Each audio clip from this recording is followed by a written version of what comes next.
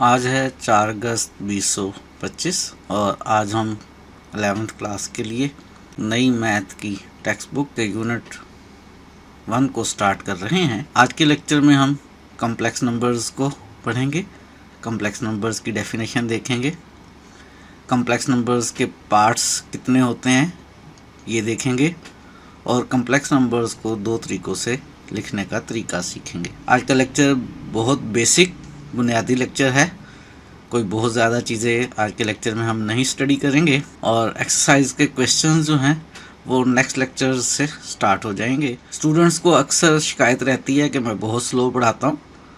अगर आपको भी मुझसे यही शिकायत है तो आप YouTube में वीडियो की स्पीड को बढ़ाकर लेक्चर देख सकते हैं। स्टार्ट करते हैं आज का लेक्चर। मेन टॉपिक हमारा कॉम्प्लेक्स नंबर्स की डेफिनेशन है, लेकिन इससे पहले हम जो नंबर्स पहले पढ़ चुके हैं उन्हें रिवाइज करने लगे हैं।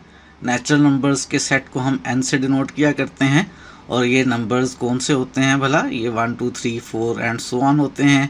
ये पॉजिटिव होते हैं, फ्रैक्शंस में नहीं होते, स्क्वायर रूट में नहीं होते, पूरे नंबर्स होते हैं। और अगर इनमें ज़ीरो का इजाफा कर लिया जाए तो जो नंबर्स का सेट बनता है उसे हम वो नंबर्स का सेट कहते हैं और वो नंबर्स हमारे पास 0 1 2 3 और सो ऑन है।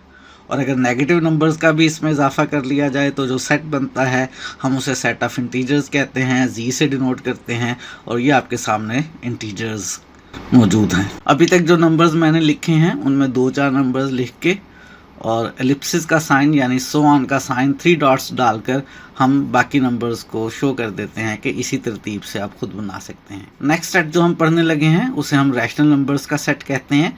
इसे हम क्यू से डिनोट करते हैं। हम इसको सेट बिल्डर फॉर्म में लिखा करते हैं। हम कहते हैं कि रैशनल नंबर्स होते हैं वो नंबर्स जो पी ओवर क्यू की फॉर्म में हों, जिसमें ऊपर वाला नंबर पी और नीचे वाला नंबर क्यू दोनों इंटीजर्स हों और नीचे वाला नंबर क्यू 0 ना हो। ये नंबर्स तादाद में बहुत ज़्यादा होते हैं। हम इनके कुछ एग्जांपल्स देखते हैं। मिसाल के तौर पे 3/2, 3/4, 3/2 में ऊपर वाला 3 नीचे वाला 2 दोनों इंटीजर्स हैं। 3/4 में ऊपर वाला 3 नीचे वाला 4 दोनों इंटीजर्स हैं। एक और एग्जांपल देखते हैं। नंबर है हमारे पास -2/3। माइनस हमने दरमियान में लिखा हुआ है, लेकिन इस माइनस को हम ऊपर भी लिख सकते हैं और नीचे भी लिख सकते हैं। ऊपर लिखें या नीचे लिखें, दोनों केसेस में p ओवर क्यू में जो p बनेगा और जो q बनेगा वो दोनों इंटीजर्स ही होंगे। और एग्जांपल देखते हैं -3। क्या -3 एक रैशनल नंबर है? याद रहे रैशनल नंबर हमेशा p ओवर क्यू शेप का होता है, जिसमें p और q दोनों का इंटीजर होना और q का नॉन जीरो होना जरूरी होता है। क्या -3 p ओवर क्यू की फॉर्म में है? फिलहाल तो नहीं है, लेकिन अगर हम चाहें तो इसे -3/1 लिख सकते हैं। जब हम इसे -3/1 लिखेंगे तो ये p ओवर क्यू फॉर्म में आ गया। ऊपर वाला -3 भी इंटीजर है, नीचे वाला 1 भी इंटीजर है। तो जो -3 है, जब हम इसको -3/1 लिखते हैं तो ये एक रैशनल नंबर की शेप लेता है, यानी ये एक रैशनल नंबर ही है। 0.12 क्या ये एक रैशनल नंबर है? क्या हम इसको p ओवर क्यू की फॉर्म में लिख सकते हैं? अगर हम इसका पॉइंट ख़त्म करें तो हम इसको 12/100 लिख सकते हैं और 12/100 को हम सिंप्लीफाई करके 3/25 लिख सकते हैं। 3/25 जो है ये 0.12 के इक्वल है। 0.12 गो के p ओवर क्यू की शेप में नहीं था, लेकिन हमने इसका थोड़ा सा मेकअप किया और इसकी शेप p ओवर क्यू वाली बना ली। तो हर वो नंबर जिसकी शेप p ओवर क्यू वाली बन जाए, जिसमें p और q दोनों इंटीजर्स हों और नीचे वाला नंबर q 0 ना हो, वो एक रैशनल नंबर होता है। तो 0.12 भी एक रैशनल नंबर ही है। क्या 3.333 सो ऑन ये एक रैशनल नंबर है? जी बिल्कुल, ये भी एक रैशनल नंबर है। हम इसको भी थोड़ी मेहनत से p ओवर क्यू की शेप में लिख सकते हैं। हम इसको 10/3 लिख सकते हैं। 10/3 जो है, इसमें 10 और 3 दोनों इंटीजर्स हैं और नीचे वाला 3 ऑब्वियसली नॉन जीरो है। तो 3.333 और सो ऑन ये जो नंबर है पॉइंट्स वाला, ये एक रैशनल नंबर ही है। क्या हर पॉइंट वाला नंबर रैशनल नंबर होता है? हर पॉइंट वाला नंबर रैशनल नंबर नहीं होता है। कुछ पॉइंट वाले नंबर्स ऐसे होते हैं जिन्हें हम p ओवर क्यू की फॉर्म में नहीं लिख सकते हैं। ऐसे पॉइंट्स वाले नंबर्स जिनको हम p ओवर क्यू की फॉर्म में ना लिख सकें, हम उन्हें इर्रेशनल नंबर्स कहते हैं और इर्रेशनल नंबर्स के सेट को हम q प्राइम से डिनोट करते हैं। इर्रेशनल नंबर्स के सेट को हम रैशनल नंबर्स के सेट की तरह से भी नहीं लिख सकते हैं। अलबत्ता इर्रेशनल नंबर्स की कुछ एग्जांपल्स मैं आपको दे रहा हूं। आप वाकिफ हैं पाई से? पाई जो है ये एक पॉइंट्स वाला नंबर है, लेकिन इसको पी ओवर क्यू की फॉर्म में लिखना मुमकिन नहीं होता, ये एक इर्रेशनल नंबर है। एक और एग्जांपल देखते हैं। एक नंबर ई है जो 2.7182818 एंड सो ऑन है, लेकिन इसमें पॉइंट के बाद जो डिजिट्स हैं उनकी कोई खास शेप नहीं है। जैसे कि 3.333 में हमेशा एक ही डिजिट बार बार रिपीट हो रहा था। ऐसे नंबर्स जिनमें पॉइंट के बाद डिजिट्स जो हैं रिपीट हों या ख़त्म हो जाएं, जैसे 0.12 हैं, वो तो पी ओवर क्यू की फॉर्म में लिखे जा सकते हैं। लेकिन ऐसे नंबर जिनमें पॉइंट्स के बाद जो डिजिट्स हैं उनकी कोई ख़ास शेप ना आए, कोई ख़ास पैटर्न ना आए, वो इर्रेशनल नंबर्स होते हैं। एक और एग्जांपल देखते हैं। 2 का स्क्वायर रूट 1.414213 सो ऑन, ये भी एक इर्रेशनल नंबर है। हर वो नंबर जिसका स्क्वायर रूट सॉल्व नहीं होता वो इर्रेशनल नंबर होता है। इस तरह की इन्फिनिट एग्जांपल्स आप देख सकते हैं। और सारे नंबर्स जो रैशनल और इर्रेशनल हों, जब हम उनका यूनियन लेते हैं, इकट्ठा करते हैं, तो जो सेट बनता है उसे हम सेट ऑफ रियल नंबर्स कहते हैं। अभी तक आप जिन भी नंबर्स से वाकिफ़ हैं वो सारे नंबर्स रियल नंबर्स हैं।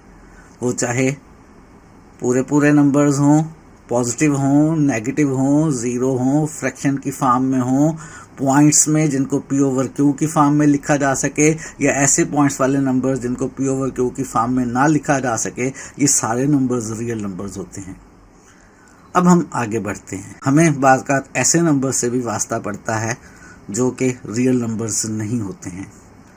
ऐसे नंबर से हमें कब वास्ता पड़ता है, उसकी हम एक एग्जांपल लेते हैं। फ़र्ज़ करें हम इक्वेशन सॉल्व करना चाहते हैं x² + 1 = 0।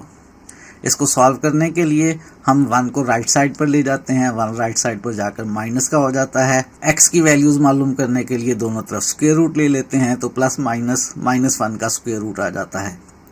ये जो -1 का स्क्वायर रूट है, क्या ये रियल नंबर है? बिल्कुल भी नहीं, ये एक रियल नंबर नहीं है। तो बस हमें कुछ ऐसे नंबर्स भी मिल जाते हैं जो रियल नंबर्स नहीं होते हैं। ऐसे नंबर्स जो रियल नंबर्स ना हों, ऐसे नंबर्स जिनमें माइनस का स्क्वायर रूट सॉल्व करना पड़े हमें, हम ऐसे नंबर्स को ही कम्प्लेक्स नंबर्स कहा करते हैं। ये जो -1 का स्क्वायर रूट है, इसे हम आयोटा से लिख लेते हैं, और ऐसी सूरत में जो आयोटा स्क्वायर है वो -1 के इक्वल हुआ करता है। तो हर वो नंबर जिसमें माइनस का स्क्वायर रूट हो वो रियल नंबर नहीं होता है, उसे हम कम्प्लेक्स नंबर कहते हैं। बल्कि जनरल फॉर्म में हम कहते हैं कि जो -1 का स्क्वायर रूट है, इसे हम आयोटा से लिखते हैं, इसे हम इमेजिनरी नंबर कहते हैं। और हर वो नंबर जो a + आयोटा b फॉर्म का हो। आयोटा से आपकी वाकफियत हो गई कि आयोटा किसको कहते हैं। और हर वो नंबर जिसकी शेप a + b आयोटा हो, जिसमें a और b रियल नंबर्स हों, हम उसको कम्प्लेक्स नंबर कहते हैं। हर वो नंबर z जिसकी शेप a + b आयोटा हो, जिसमें a और b रियल नंबर्स हों, और आयोटा जो है वो -1 का स्क्वायर रूट हो, हम उसे कम्प्लेक्स नंबर कहते हैं। कुछ कम्प्लेक्स नंबर्स की एग्जांपल्स देखते हैं। मेरे पास एक नंबर है 2 + 3 आयोटा। ऑब्वियसली ये a + b आयोटा शेप का है, जिसमें a और b यानी 2 और 3 रियल नंबर्स हैं, तो ये एक कम्प्लेक्स नंबर है। एक नंबर है -2 - 3 आयोटा, ये भी a + b आयोटा शेप का है। आप कहेंगे दरमियान में प्लस नहीं आ रहा है। ये जो दरमियान में प्लस नहीं आ रहा है, तो -2 + -3 आयोटा की शेप में हम इसे लिख सकते हैं। और अगर हम इसे -2 + -3 आयोटा की शेप में लिख सकते हैं, तो a -2 हो गया, b -3 हो गया। ये a और b दोनों रियल नंबर्स हैं, तो -2 - 3 आयोटा एक कम्प्लेक्स नंबर है। एक और एग्जांपल देखते हैं, -3 आयोटा। क्या ये कम्प्लेक्स नंबर है? क्या ये a + b आयोटा शेप का है?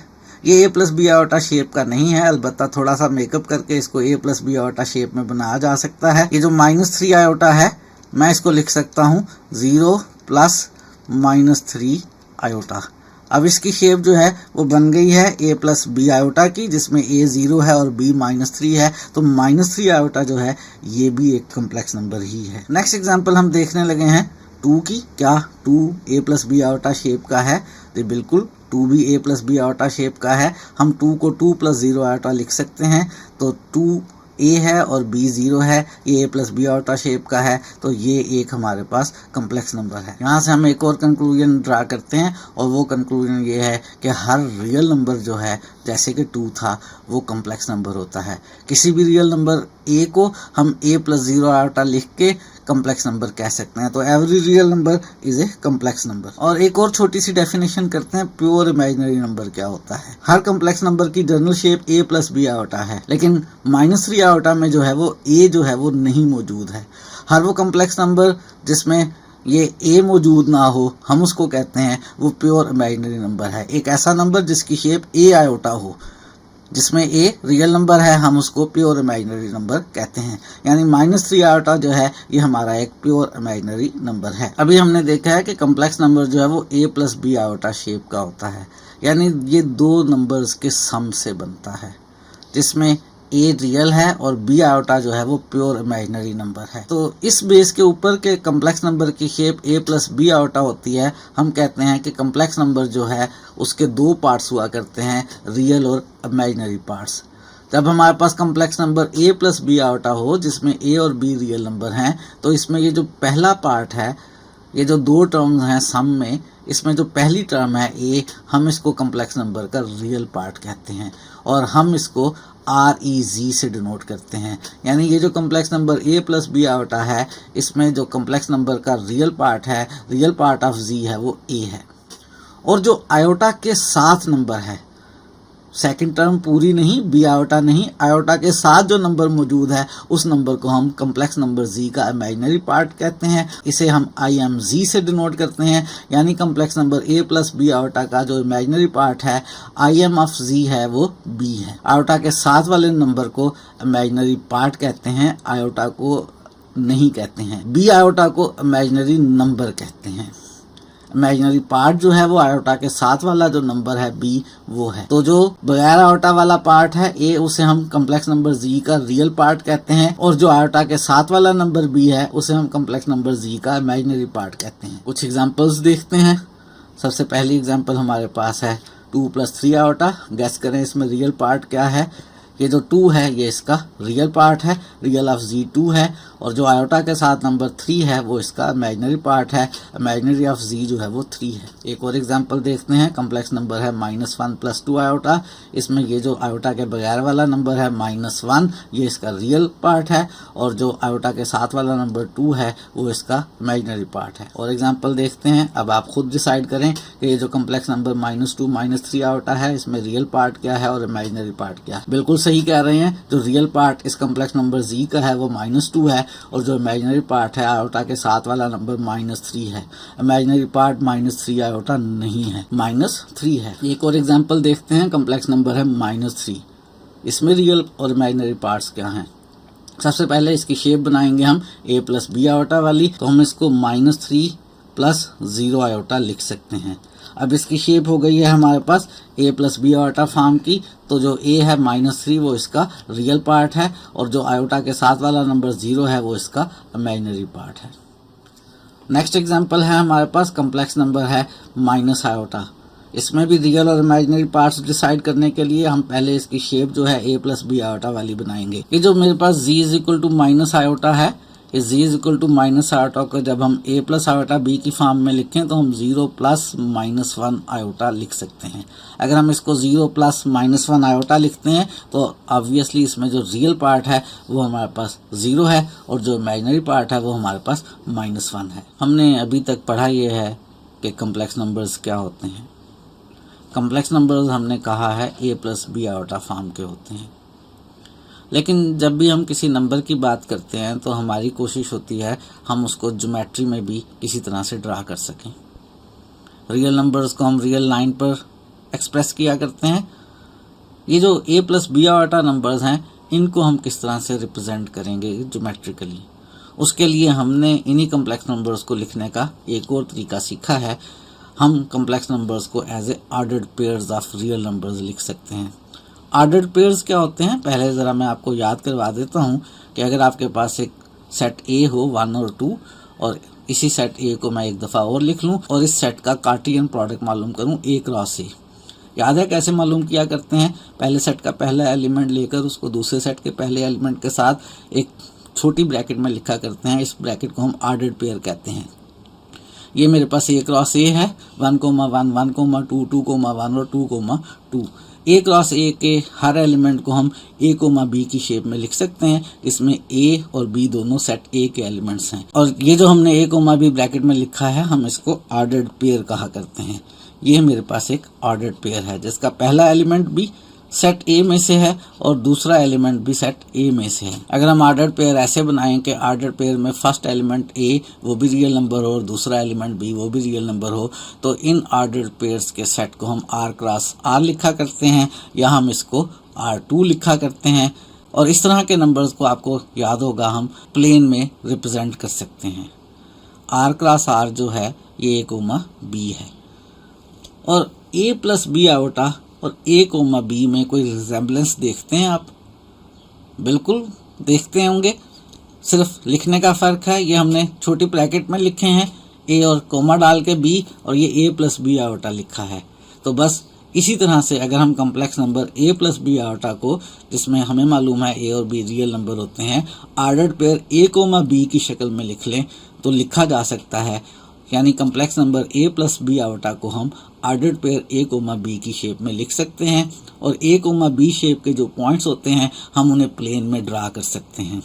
तो कम्प्लेक्स नंबर्स को लिखने का हमने एक और तरीका सीखा है कि complex number A plus B iota को हम ए कोमा बी की शक्ल में लिख सकते हैं। और ऐसा लिखने का हमें फ़ायदा क्या होता है? ऐसा लिखने का फ़ायदा ये होता है कि हम ज्योमेट्रिकली जो है कम्प्लेक्स नंबर को रिप्रेजेंट कर सकते हैं और ज्योमेट्रिकली चीज़ों को देख के हम कम्प्लेक्स नंबर्स के बारे में डिफरेंट कैलकुलेशंस कर सकते हैं, डिफरेंट आइडियाज़ ले सकते हैं। ज्योमेट्रिकली कम्प्लेक्स नंबर्स के मज़ीद क्या फ़ायदे होते हैं वो हम आगे चैप्टर में सीखेंगे। हम ज़रा थोड़ी सी प्रैक्टिस कर लेते हैं।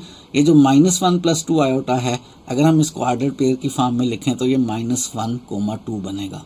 अगर कम्प्लेक्स नंबर -2, -3 आयोटा हो तो इसे हम ऑर्डर्ड पेयर में -2, -3 लिख सकते हैं। इसी तरह से -2 को अगर हम लिखना चाहें ए कोमा बी की शेप में, तो पहले इसकी शेप ए प्लस आयोटा बी होनी चाहिए। हम इसको -2 + 0 आयोटा लिख सकते हैं और ऑर्डर्ड पेयर की शक्ल में अब आप आसानी से इसको -2, 0 लिख सकते हैं। इसी तरह से एक और एग्जांपल देख लेते हैं हम। -2 आयोटा जो है, अगर हम इसे ए प्लस बी आयोटा की शेप दें तो ये 0, -2 आयोटा है और ऑर्डर्ड पेयर की शेप में लिखना चाहें तो 0, -2 है। आज के लेक्चर में हमने डिफाइन किया है कि कम्प्लेक्स नंबर्स क्या होते हैं। हमने कहा है ए प्लस बी आयोटा, जहाँ पे ए और बी रियल नंबर हो, एक कम्प्लेक्स नंबर होता है। और इसी a plus B iota complex number को हमने कहा ए कोमा बी अगर कहीं लिखा हो और हम इसे कम्प्लेक्स नंबर कह रहे हो तो ए कोमा बी भी एक कम्प्लेक्स नंबर ही है, जिसको हम ए प्लस बी आयोटा कह सकते हैं। यानी ए प्लस बी आयोटा कहना या ए कोमा बी पैरेंथेसिस के अंदर लिखना, ये दोनों कम्प्लेक्स नंबर्स को ही रिप्रेजेंट करते हैं। अगर हमें कहा जाए कि -2 और -3 एक कम्प्लेक्स नंबर है, इसका रियल और इमेजिनरी पार्ट्स बताएं, तो आप बहुत आसानी से बता सकते हैं कि ये जो पहला पार्ट है ये इसका रियल पार्ट है और जो सेकेंड पार्ट है -3 ये इसका इमेजिनरी पार्ट है। तो हमने कम्प्लेक्स नंबर सीखे हैं, क्या होते हैं, उनको लिखने के 2 तरीके सीखे हैं, उनके 2 पार्ट्स की बात की है। आज के लेक्चर में कुछ ज़्यादा नहीं सीखा है, बहुत थोड़ी सी बेसिक बातें सीखी हैं। कम्प्लेक्स नंबर्स पे क्या क्या ऑपरेशंस किए जा सकते हैं ये हम नेक्स्ट लेक्चर में सीखेंगे। आज के लिए इतना ही। अपनी सजेशंस से हमें कमेंट्स में आगाह करते रहें। हम कोशिश करेंगे कि बेहतर से बेहतर तरीके से फर्स्ट ईयर की इस बुक को जल्द से जल्द कंप्लीट करें। आज के लिए इतना ही, मज़ीद चीज़ें नेक्स्ट लेक्चर में।